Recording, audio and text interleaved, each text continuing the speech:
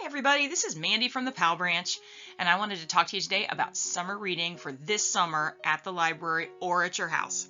Our theme this year is Imagine Your Story, and it starts on June 1st and ends on August 21st, but you can start to read right now. You do not have to wait until June 1st. Here's how it works.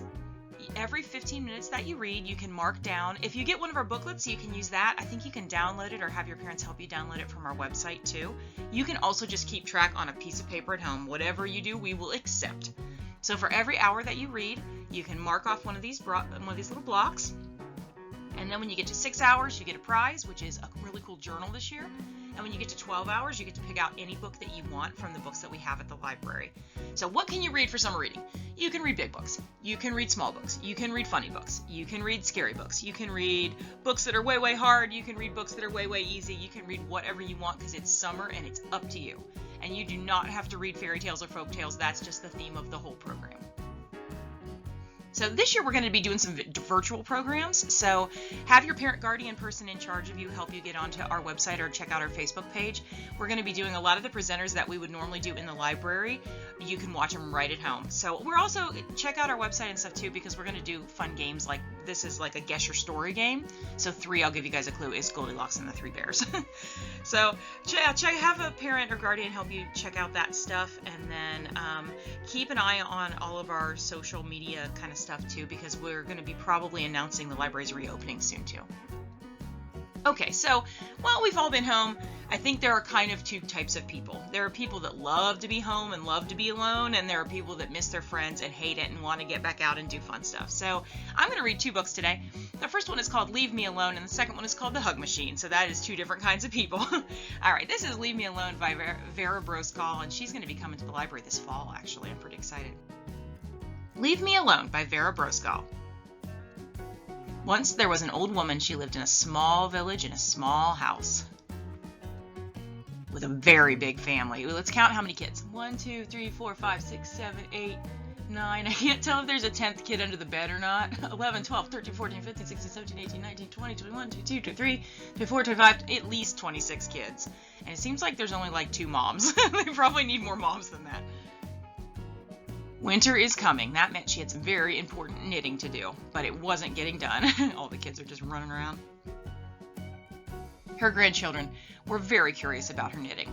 Were you supposed to hit the ball with a stick? Could you eat it? Could you make your brother eat it? Don't make your brother eat it. Why did the ball get smaller and smaller as you chased it? The old woman was the end of her rope. Oh, she's not happy. So she made her bed as neatly as she could. She swept the floorboards until they more or less shone. She drank tea from her samovar. She packed up her things in a big sack, and as she left, she shouted back, "Leave me alone!" Oh man, she's mad, and the whole village heard.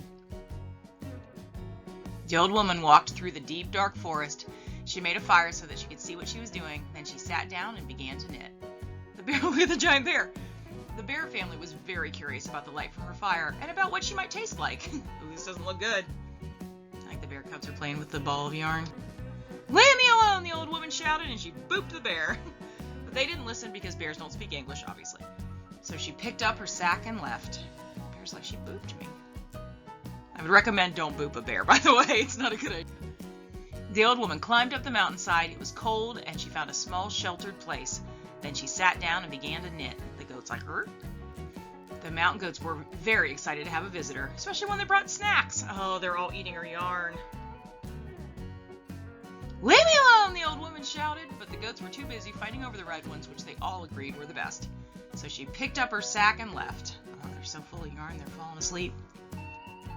The old woman climbed higher and higher up the mountain. She reached the top and climbed onto the moon. This is where it starts to get silly. She found a rock that was shaped like a chair. She sat down and she began to knit. She's not happy. The little green moon men had never seen a woman before, old or otherwise. They examined her with handheld scanners and went beep boop. "Leave me alone!" the old woman shouted, but the little green moon men couldn't hear her because they didn't have any ears. So she picked up her sack and left through the wormhole.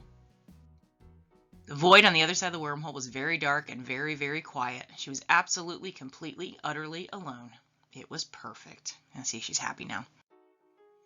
Soon she had no more yarn and 30 little sweaters, and she was alone. Oh, she's starting to miss everybody. She's starting to be sad she's alone.